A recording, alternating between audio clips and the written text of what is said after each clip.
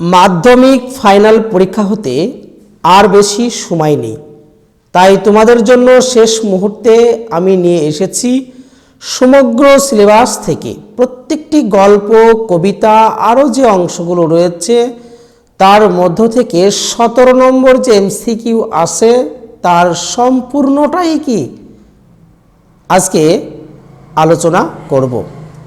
দেখো, অনেক শিক্ষার্থী বন্ধু এখনও সম্পূর্ণ পড়ে উঠতে পারোনি। এই ভিডিওটি শুধুমাত্র তোমাদের জন্য। আর যারা পূর্ণাঙ্গরূপে প্রস্তুতি নিয়ে ফেলেছ, তোমরাও এই প্রশ্ন উত্তরগুলো দেখো, কাজে লাগবে।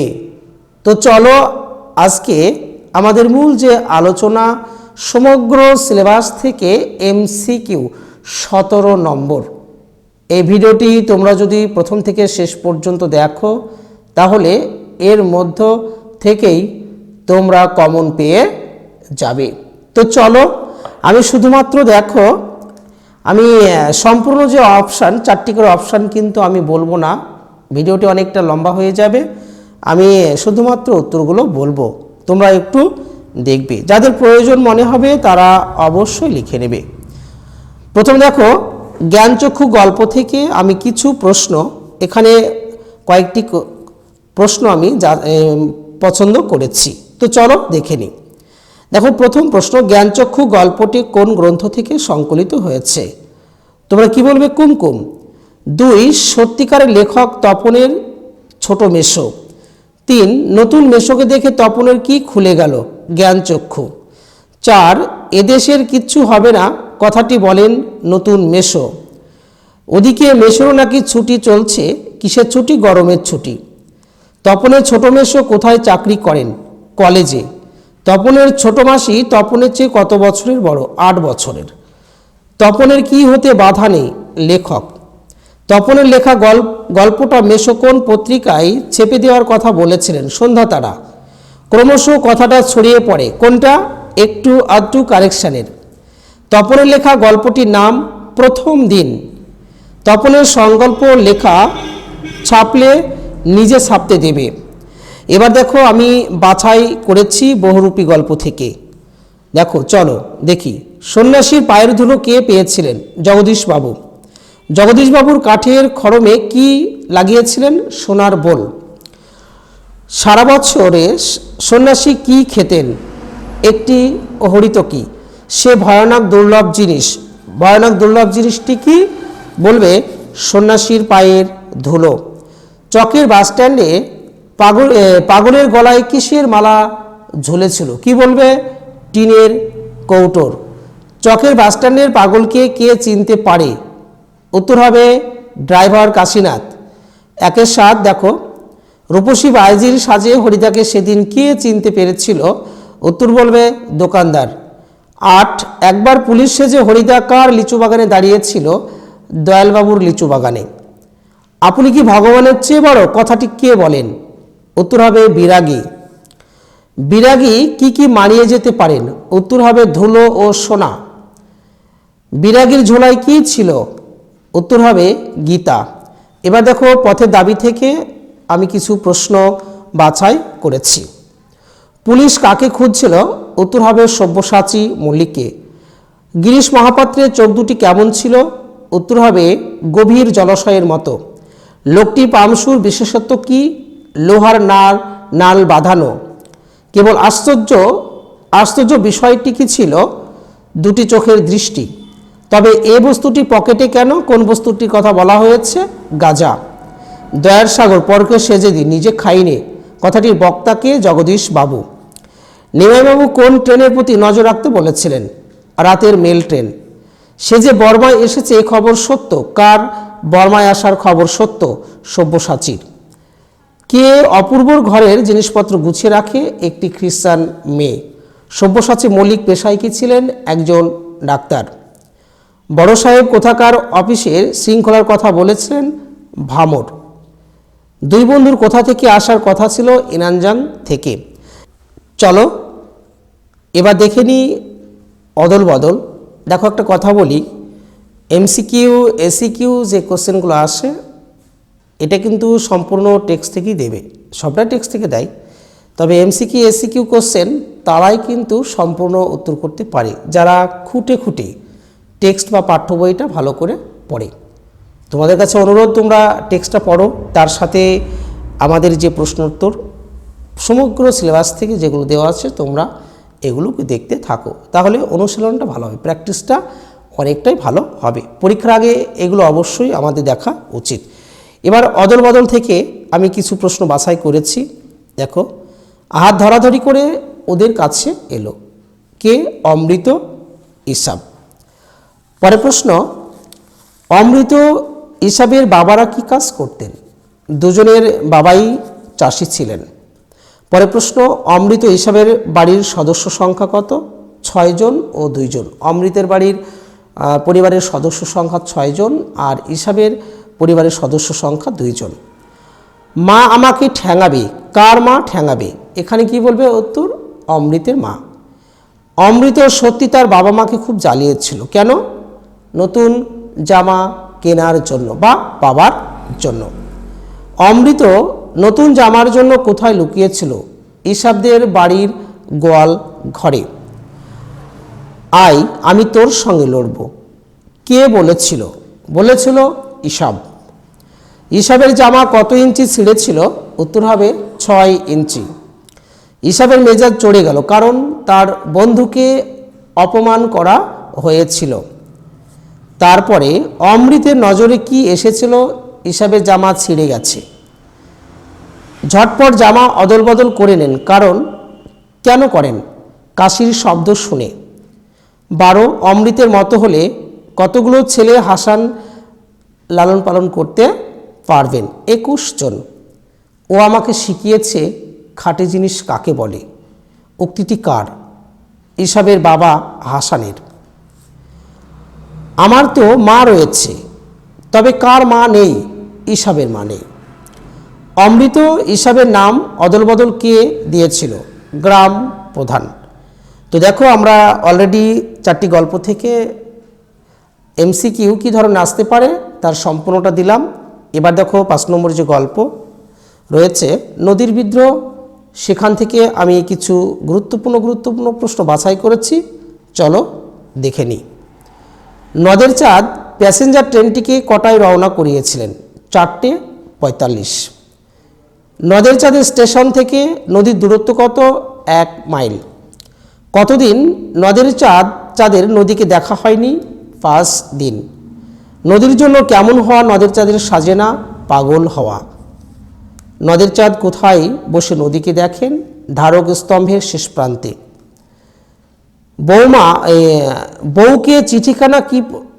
বউকে লেখা চিঠিখানা কি প্রকৃতির ছিল? কি বলবে? বিরহ বেদনাপূর্ণ ছিল। নদীর শব্দের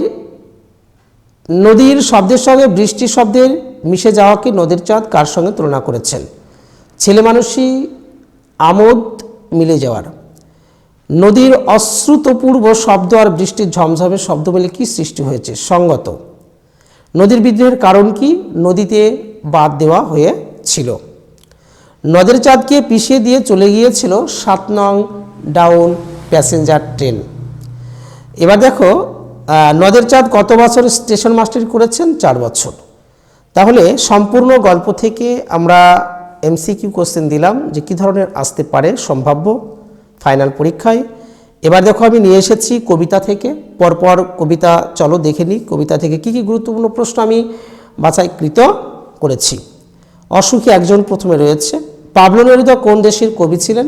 চিলিয়ান কবি।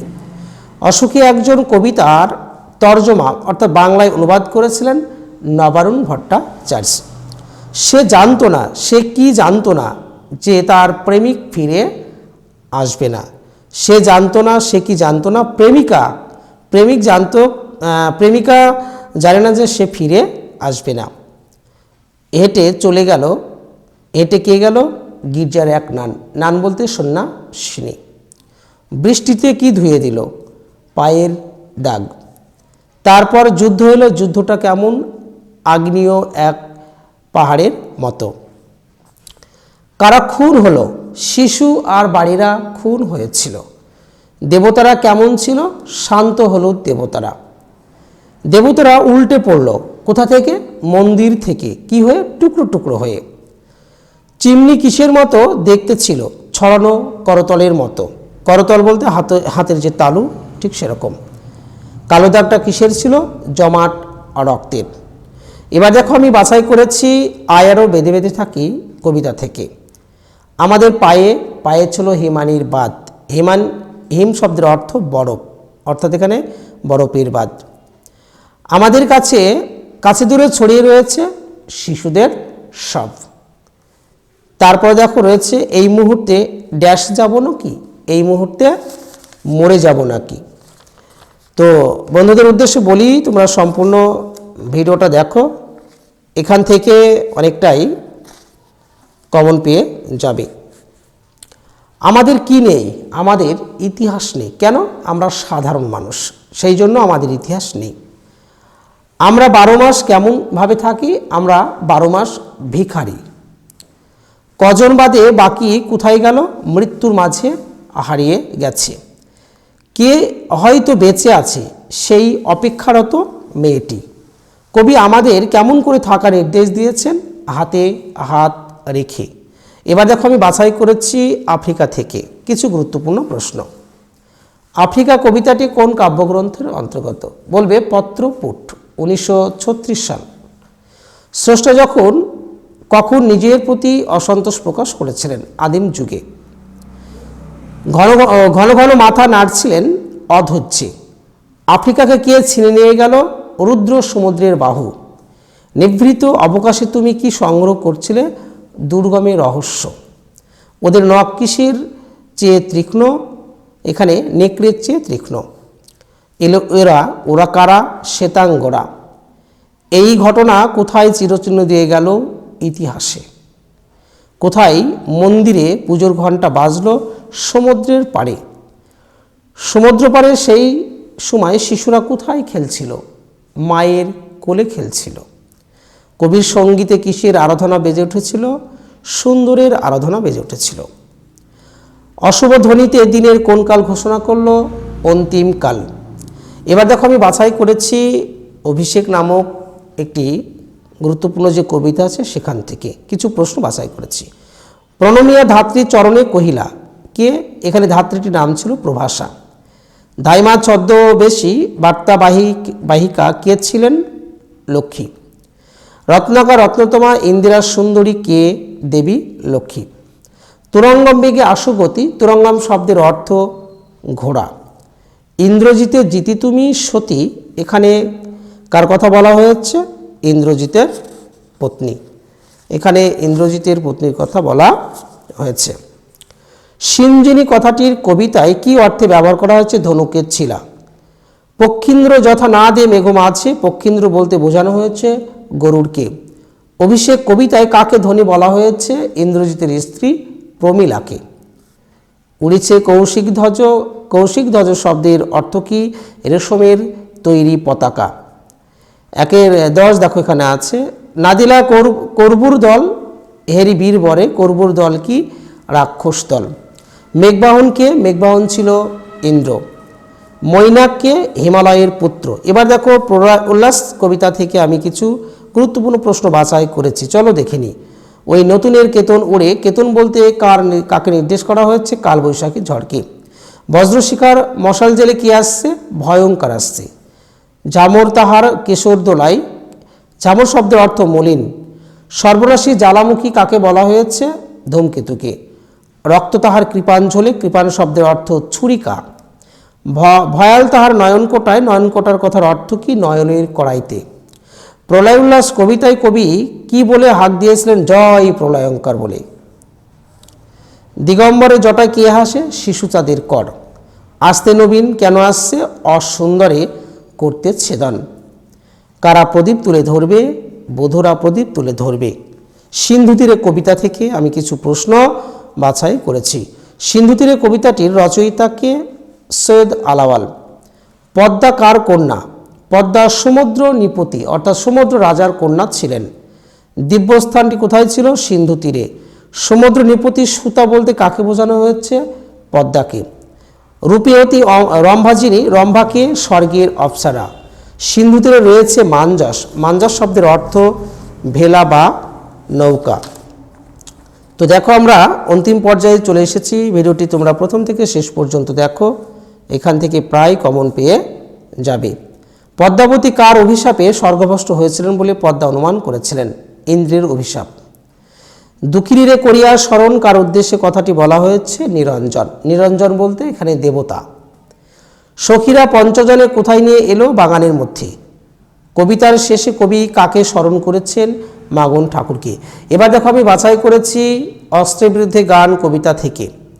গুরুত্বপূর্ণ প্রশ্ন, কবি কিভাবে এগিয়ে আসেন হাজার হাতে পায়ে?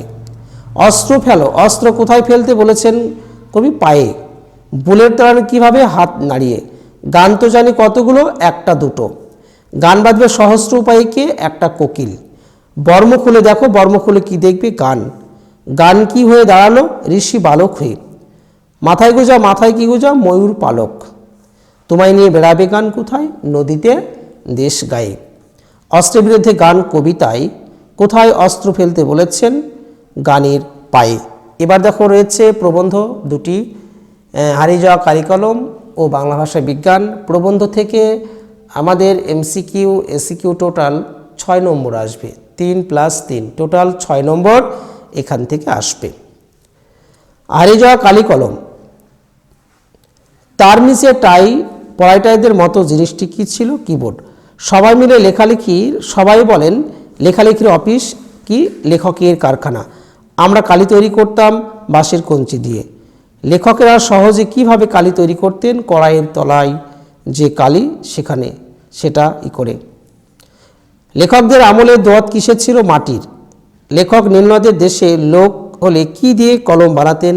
নল খাগড়া দিয়ে কলম বানাতেন। পালকের কলমের ইংরেজি নাম ছিল কুইল। চীনারা চিরকাল লিখে আসতে তুলিতে। কেরি সাহেবের সমুন্সী ছবিতে কোন কলম দেখা যেত? পালকের কলম। ফাউন্টেন পেনের আবিষ্কর্তা লুইস অ্যাডসন ওয়াটারম্যান। লেখক কলম কেনার নেশা কার কাছ থেকে পেয়েছিলেন? শরৎচন্দ্রের কাছ থেকে। ওস্তাদ যারা কলমবাজ তাদের কি বলা হবে? ক্যালিগ্রাফিস্ট। এবার দেখো বাংলা ভাষা বিজ্ঞান থেকে, এটাই আমার শেষ, এটা প্রবন্ধ গদ্যগ্রন্থ। লেখক ছেলেবেলা কার লেখা জ্যামিতি বই পড়তেন? ব্রহ্মভবন মল্লিকের। আমাদের সরকার ক্রমে ক্রমে রাজকার্যে দেশি পরিভাষা চালাচ্ছেন, তাদের নতুন করে শিখতে হচ্ছে। দ্বিতীয় শ্রেণীর পাঠক কিভাবে বাংলা ভাষায় লেখা বিজ্ঞান সন্দর্ভ পড়ে? পূর্ব সংস্কার দমন করে। সেন্সিটাইজ পেপার এর বাংলা অনুবাদ কি হওয়া উচিত? সুগ্রাহী কাগজ। আলোর কাপন বা নাচন এর বদলে কি লেখা উচিত? আলোক তরঙ্গ।